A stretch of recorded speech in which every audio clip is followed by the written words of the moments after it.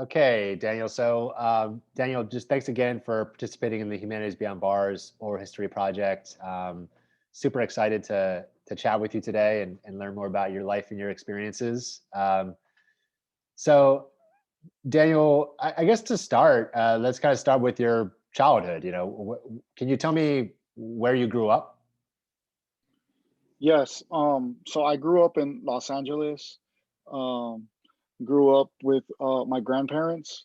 Um, my mother was incarcerated, and when she was released, I moved in with my mother, and we spent majority of our time living in the Los Angeles area. Okay. Um, and with her and my stepfather, and it was it was for some time we lived out there until I started to get into trouble at a later age.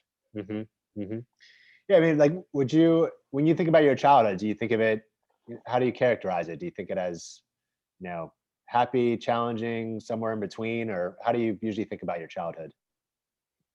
I would think I would categorize it as um, spurs like moments of happiness, but for the most part, traumatic.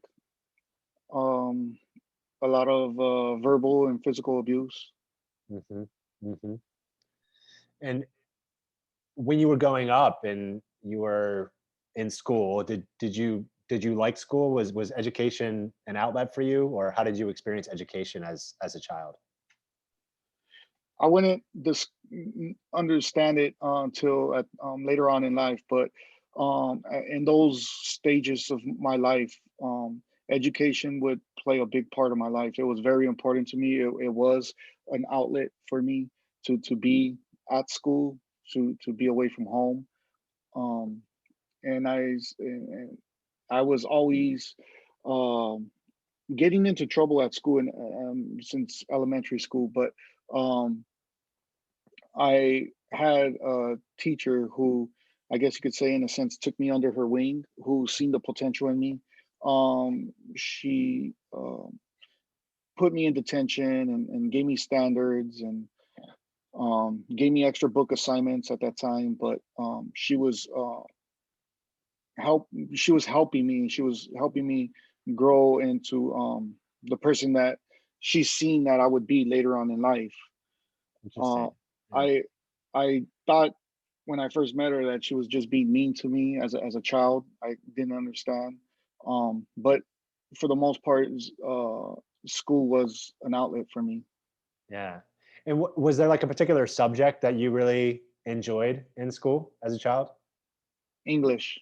English. Yeah. Okay. What did you like about it? I loved because she was an English teacher. She Uh-huh. gave me a lot of standards. So with that came a lot of cursive writing. I had to write my standards in cursive. So Yeah. I used to Right. love writing in cursive. I used to love um, reading books when we would read books in class, or when she would give me extra reading assignments to do because I did something bad in class. I didn't raise my hand or whatever it was, and from that, I grew a love to for reading. Yeah. Nice. Yeah. And I remember the cursive lessons too. Yeah. It seems like a long time ago now, right? Um, when you look back on your childhood too, like, do you see, are there, retrospectively looking back, do you see that there was a kind of a pathway to elements that led you to being incarcerated later on that were kind of rooted in your childhood, or do you not think of it that way? Yes, I think there was. Not only was it um other family members, immediate family members who were either struggling with addiction or crime, committing crime. But there was also the community in which I lived in. There was a lot of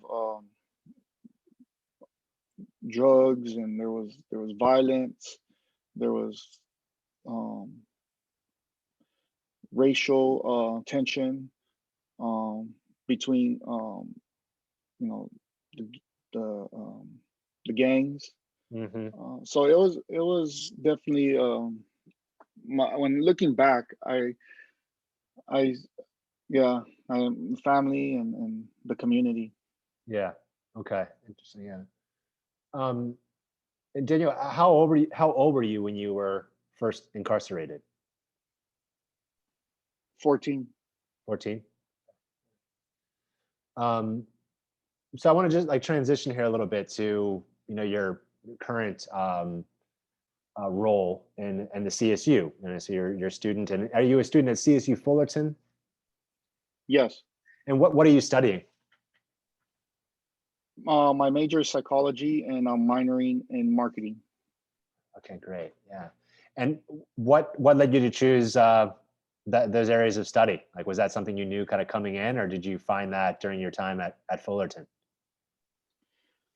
Before going to Fullerton, I was always told that I would be a good counselor. I loved working with kids because of the impact in my life that the community uh, had on me, and the family situations that I was dealing with that led up to my incarceration. I've I, as I grew older, I I grew a want to and a need to go back into my community and work with kids. And I thought, how can I do this? What can I do that would allow me or put me in a position where I could give back and help the youth within my in inner city communities and communities that are lacking, certain resources and stuff like that. Um, and also factoring in a lot of the things that some of my friends would tell me that, "Hey, you'll make a good counselor. You work good with kids. They'll relate to you." I started to look into psychology, and I wanted to pursue a I wanted to pursue a PhD in cognitive psych because I would think to myself that I could go back and offer mental health services because that's something that I'm a big proponent of, and that's also something that's really lacking in these communities, and not only lacking, but it's stigmatized. So Hmm.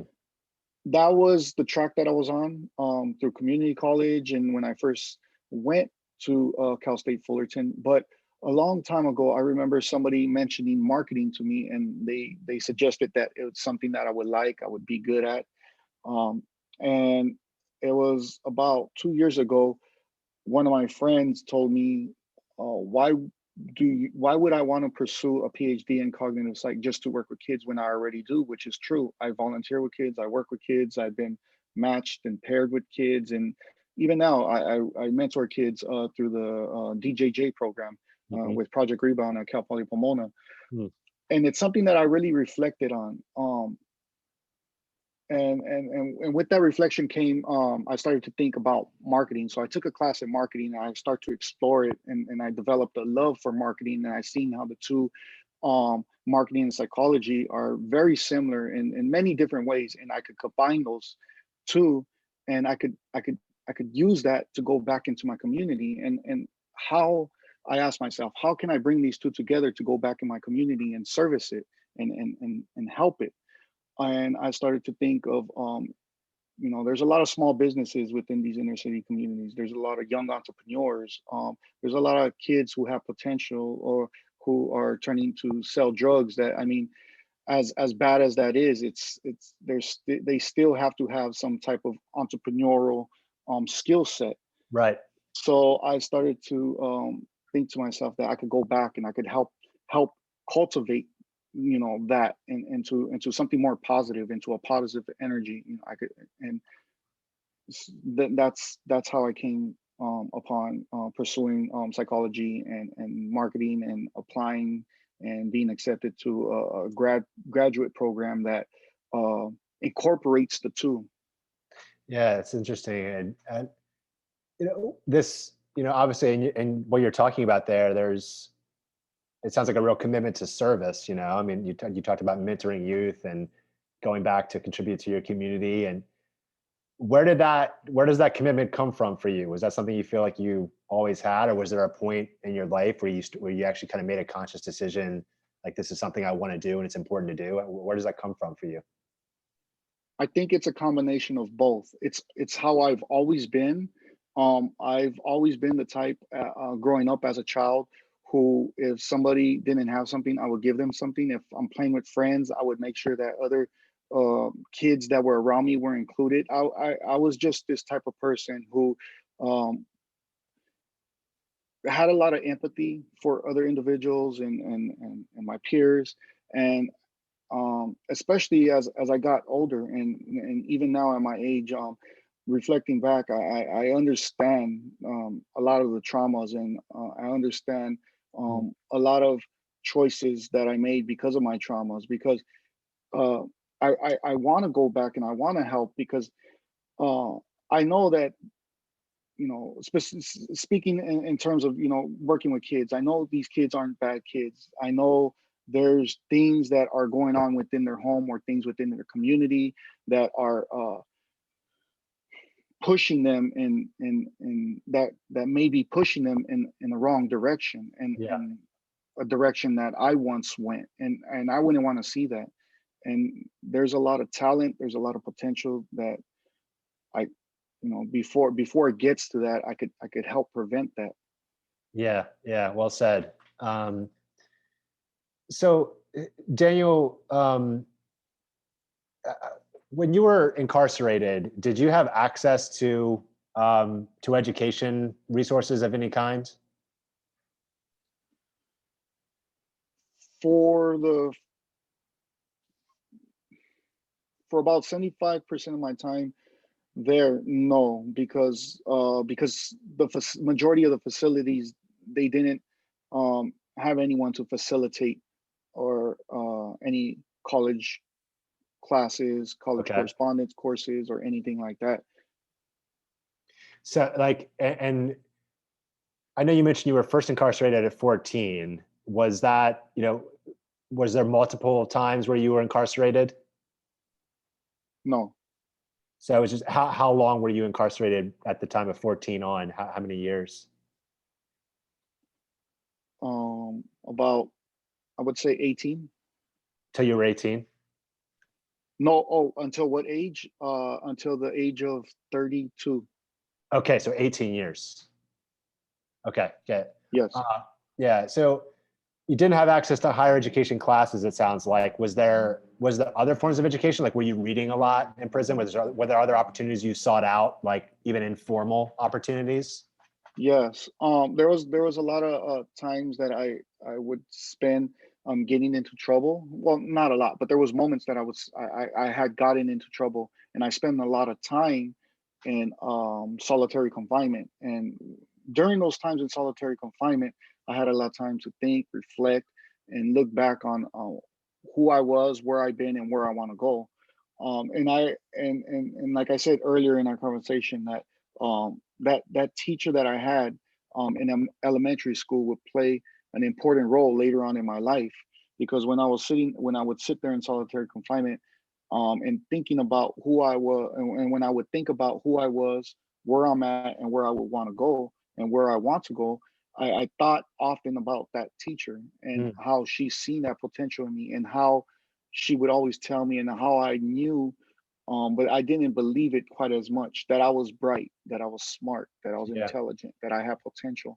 yeah, So it just, those constant thoughts, and those constant reflections, um, I call pushed me to write the education department, where I was at, and request material to be sent to me, such as math books, reading books, as well as ordering personal books for myself as well, so that I could read, I could write about, and just discuss with some of my peers that were around me, yeah. about whatever the topic was at the time. And was that something you found? Like, were you, when you were incarcerated, you were taking that initiative to order materials for yourself. Did you have a community there that was, that was a robust part of what you were doing? Was having conversations about some of the materials you were reading, and did you have a community of that kind while you were incarcerated?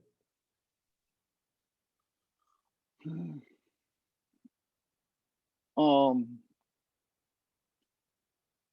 in some sense, Yes, in some sense. So when I would order personal books, and some of those books were pertaining to certain topics that other individuals around me were interested, we would dis- discuss that.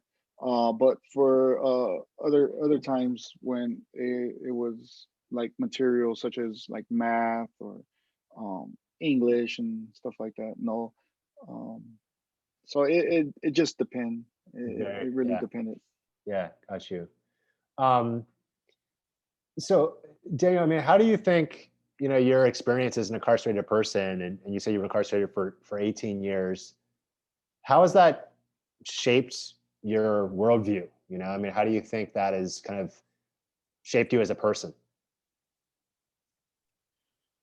Well, I think it's definitely made me resilient. It's definitely made me um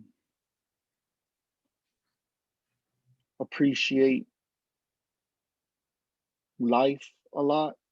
Yeah, Um and I don't know, there's so many things. Can you kind of give me an example, because there's so many. um I mean, yeah, I try to I when I was younger, I was really sociable, but when I started to get into trouble and the whole prison experience, it made me into this person where I there was just a wall. All my feelings were held inside. It was let out in other ways. I didn't know how to express myself. I didn't understand what was going on inside of me. I didn't understand why I was angry. I didn't yeah, understand those things. I could be hurting and not understand or know that I'm hurting. It was just anger. I'm upset. I'm yeah, mad. I'm yeah, sad. I'm depressed. But did I really know what depression was? No, I didn't. So getting to this point where I'm at now, just be more mindful about myself, be more mindful of what's bothering me in here. Oh, I feel sad. Um and just I just enjoy life more. I yeah, I, I I'm yeah. That's really well said. I mean, that's really well said. I mean, I think it's, yeah.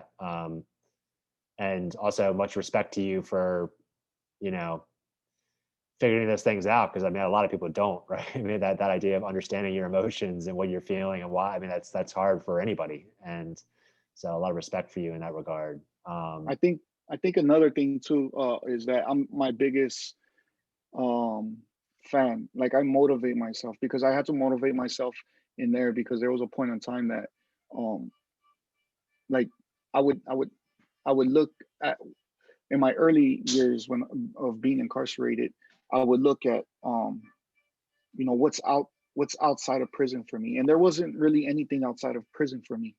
And I think that's what caused a lot of emotions of hurt and pain and anger to just sit inside of me. um but so I had to continuously push myself and motivate myself, and cheer myself up, and pick myself up when I was feeling down. Yeah, um yeah, and I definitely think that has helped me now, being outside of prison. yeah, yeah. And what ways do you think that's helped you now, like outside of prison? Are there like concrete ways where you say, like, this is clearly, I mean, yeah, just I'd like you just to say a bit more about that. Okay, so just when I was released, just having that grit to say, you know what, I don't have a car, I don't really have a place to stay, but you know what, I'm gonna figure this out. Just not making excuses. I'm gonna get a bike, I'm gonna get a job, and I'm gonna go to school, and just sticking to that plan and doing it, and just saving my money, and finding me a place to stay, and continuously pushing myself when I would, that little self-doubt would kick in. I can't do this. What am I doing? Where am I going? Is you know Dealing with moments of frustration of not knowing how to send out an email, or not knowing what Times New Roman was, or 12 font was, or double space was, or single space was, or how to print, or how to airdrop, or do any of these things. Just those moments when I felt like breaking a laptop, felt like breaking a phone, just telling myself, hold on, breathe, just ground yourself, and we'll figure this out. We'll figure this out. And just being there for myself, being Yeah. kind to myself. Um, all those all those skill sets that I developed where I was at Yeah. really kicked in to high gear post release, post prison. Yeah. And so what led you to make the decision to pursue higher education? Like, when did that happen for you, where you thought, okay, this is something I want to do? Was that a gradual thing, or you kind of had a realization one day? How did that come about for you? I think those moments sitting by myself and thinking about, like I said earlier, where I've been, where I'm at, and where I would like to go, um, and requesting that information from the education department, Yeah. and really seeing that, what, I do have potential. And I think when I went to take my GED, there was a facility that offered GED certifications. You could take the test, the GED test. So I it paid off because all that studying I was doing by myself, I signed up, took the test, and I passed. And when I asked the people that were around me, and they told me that this was their third try, their fifth try, their sixth try, and I passed on my first try, I just knew it, that Yeah. I did it, I could do it. And I definitely need to look more into education and find out how to get involved with it more. And it just started from there, as well as faith, because I have faith as well. I have my faith that I believe in. Those two were important things for me, and that brought me to where I'm at and to continue with education. Mhm.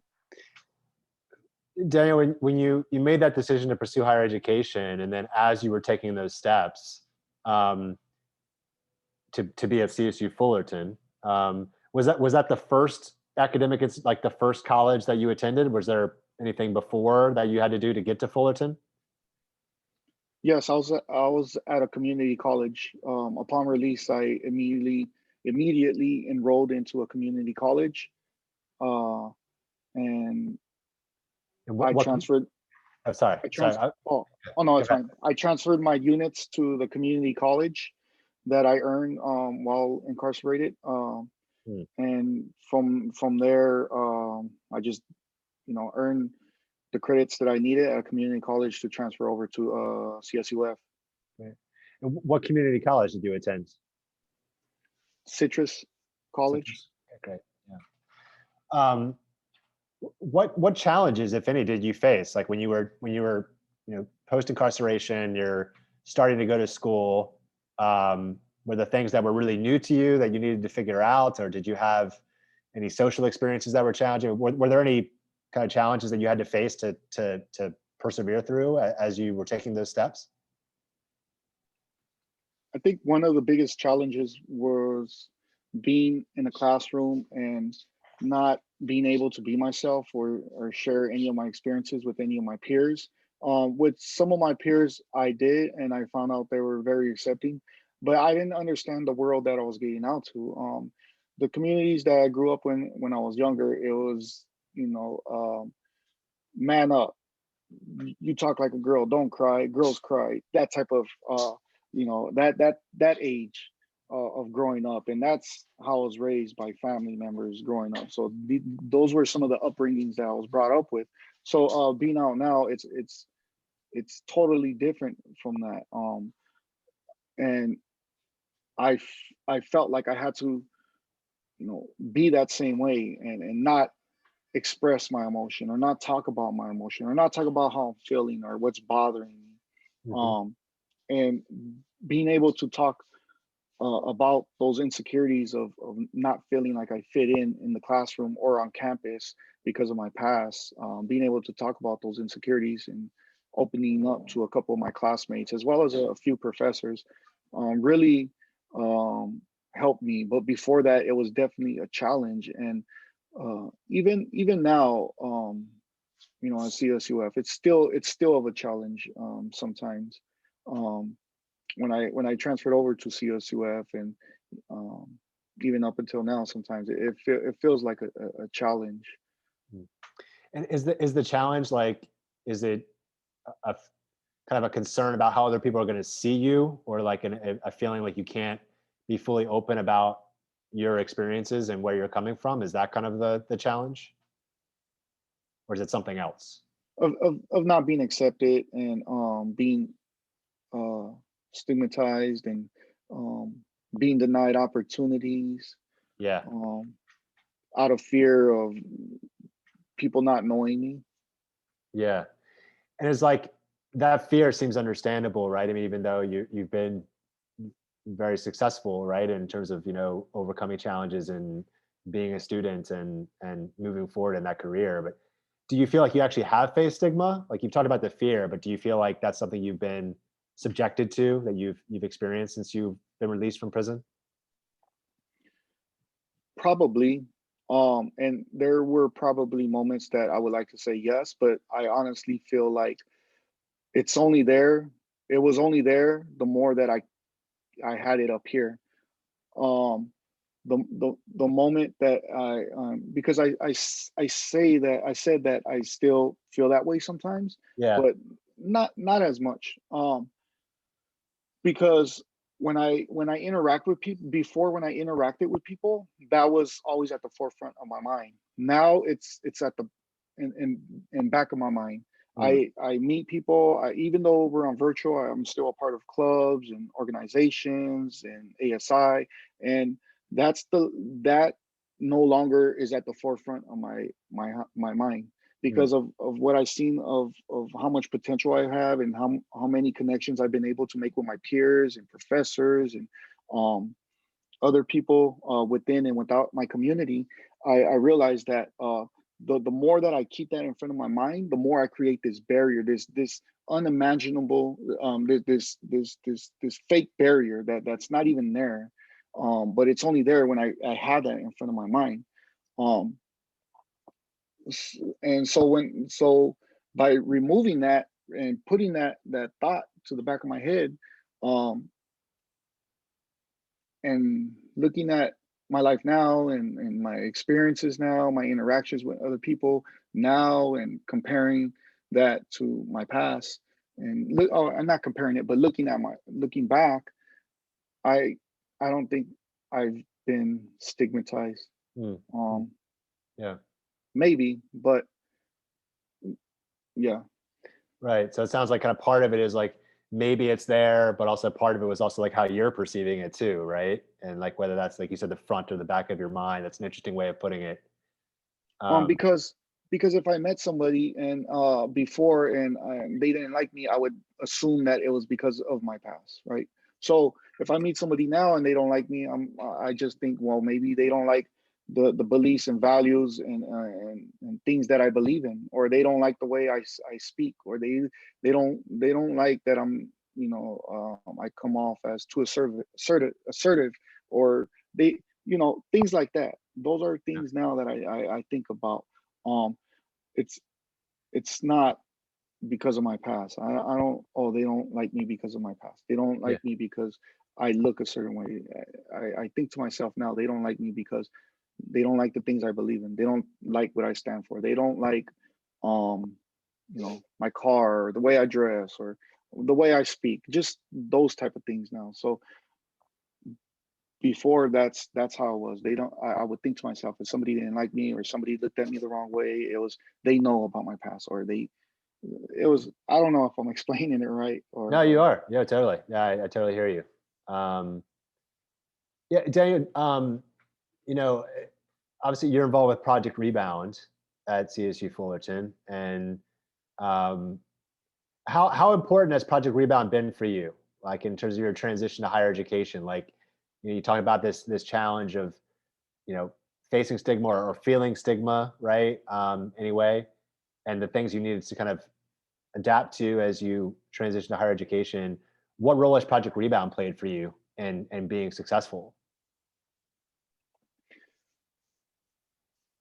they played a they have played and they still do play a huge role my in my education and as well as my campus experience and my as well as my personal life um because you I didn't know too much before being released about Project Rebound, and I didn't know half as much as I know now in my first year or two of being released. So, and I'm pretty sure there's a lot more about Project Rebound that I mean I'm still learning. But Project Rebound at Cal State Fullerton and just Project Rebound in general have been one of the most important things to me as far as achieving success in academia, achieving success in my personal life, achieving success as an individual, and lastly, achieving success within my community. Mm, Um, I I probably would have gotten as far as I have without Project Rebound, but I don't think I would have been this well-rounded individual that I am now. I mean, I have a whole network and support system of predominantly people and peers with from Project Rebound. The support that I've received, the just the constant um, support that I've received yeah, from members within my community at Project Rebound yeah. has just been astounding, and I'm grateful for it. That's awesome to hear. And like, how early on in your time at CSU Fullerton did you start engaging with Project Rebound, or was that actually the vessel that brought you to Fullerton? I engaged with my friend um, who went to Cal Poly Pomona Project Rebound Okay. while at community college. I was introduced to her through a mutual friend. We were all a part, or we are all a part of the anti-recidivism coalition. So my friend heard, I was interested in college. I told him, and he introduced me to her, and from there she introduced me to Project Rebound. Um, and when I before graduating from community college, I would help her out and try to help identify other individuals within my community college who were formerly incarcerated, and put them in contact with her or other members of Project Rebound, and trying to create that pipeline. Uh, so when I applied to the CSUs, I was accepted to a few, all of which had a Project Rebound there. Um, and I chose Cal State Fullerton. And when I did choose Cal State Fullerton, my friend began to introduce me to more people from Project Rebound, Rhode Maryland, other Yeah, people at sure. Cal State Fullerton. And I got in contact with them, let them know I was accepted, that I intend on going to Cal State Fullerton, and um, because before I what I did was each school that accepted me, I visited the campus. Well, except San Francisco State, I couldn't make it. But the other schools I visited the campus, and I fell in love with Cal State Fullerton. So I was take frequent tours of the campus. So when I let the staff know at Project Rebound Cal State Fullerton know that I chose to go there, I spent a lot of time before the semester started going to the office, getting acquainted with my peers and other people within the program, and so that I knew it was going to be important to have this community, and in order to make it through this community, I just knew it right away that the the connections that were made, this I told myself, this is going to be the community that um, will help me see everything through. Mm, You know, yeah, um, fantastic. And Daniel, when you think about, I mean, there's lots of reasons that people pursue education, right? I mean, it might be personal reasons, a career, lots of other reasons. But for you, like, what is the value of education for you? Like, why do you think it's, you're driven to pursue it? There are many reasons, all of which come together, and um, I, nobody in my family has went on to college. Mhm. I know that for for for me and my family, it's important that I set this example, and it's important for me that um, that you know those who come after me, that they have me as an example to look to. Mhm. It's important to my community so that they also see that someone who grew up where they grew up, or who've been through the same things that they have been through, or their parents have been through, or their friends have been through, that there is opportunity and there is room for change. Uh, just like how I look at a lot of my peers within the program at Project Rebound. I mean, we have individuals who are formerly incarcerated who are professors, and individuals who are pursuing engineering degrees and psychology degrees, sociology, philosophy, and business, and all these other things. And I absolutely love that, and I brag about them a lot, and I look to them a lot, because that's how I want those that will come before me. I want them to do the same. I want them to say, this individual can make it, and Yeah. so can I. Um, and also as well, I believe that education truly makes good citizens of the world. I really believe that. I believe in the power of education. Those are just some of the reasons. Yeah. Have you seen an impact on, like, some of your family members, like, in terms of you pursuing education? Have you seen that, like, be impactful for them? Definitely, family and friends.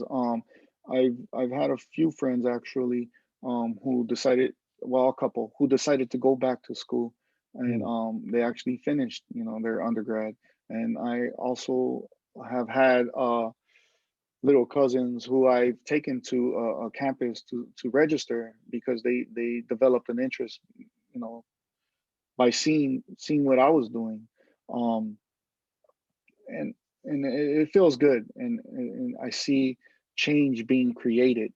I also see change in my peers, and the change that they're making in their families and in their community as well. So definitely, I definitely see that um, being passed on. Yeah, that's fantastic. Um, Daniel, if you could travel back in time, this is my last question. If you could travel back in time and talk to your younger self, um, what would you tell your younger self about education, or something about life? About education, I would just echo the words of my teacher, that I am smart, I am bright, I'm intelligent, I'm worthy, I belong, I'm loved, um, and everything will be okay. I think everything will be okay is really comforting, Yeah, no matter what it is you're going through, or what a person is going through. So I think that's definitely those would be the last words I would leave with my younger self, is, everything will be okay, yeah. because even when it's bad, everything will be okay. Well said. Well said. That is comforting. Um, Daniel, anything that we haven't talked about, like, and that you'd like to mention, or anything you want to have as part of, be that have as part of this interview that I haven't asked about? Um, I just want to say how in the beginning stages of my life, leading up to my incarceration, there's a lot of chaos going on, in the community and at home. There was a lot of things were lacking in the home. So it's hard for some people to accept individuals who have this past behind them, and it's difficult because my experiences of being out have been applying to certain jobs, and being denied because of that background check. So it's difficult. So I'm positive of the all the changes that have been going on, and the doors that have been opening, the walls that have been breaking down, um, and I think that um, with more time, more doors will open. Um, I think we talked about resiliency earlier, um, and I think it's my resistance to continue to um, apply no matter what, explain myself no matter what. As hard as it is sometimes to give people an explanation, or when they want one, um, just so that I could get that job, or just so I could get admitted to a program, or just so that it's difficult and it's hard. But I think perseverance, and I think the importance of our story is the only way that people will start to understand and see us in a different light, and see us more so of what if we could get the job done, if we're capable of accomplishing a task. Yeah. Thank you for sharing that. And I know and you've mentioned kind of resiliency and grit a couple times in our conversation. And um, it seems like such an important quality to have. And so it's really, I appreciate you foregrounding that, and also just, yeah, a lot of respect for, you having that and you persevering and the things that you've accomplished. Definitely, that's a fantastic accomplishment. And also just, I really appreciate you talking with me today. It's been a really fascinating conversation. Well, you're welcome, and I thank you for your time. Sure, of course. So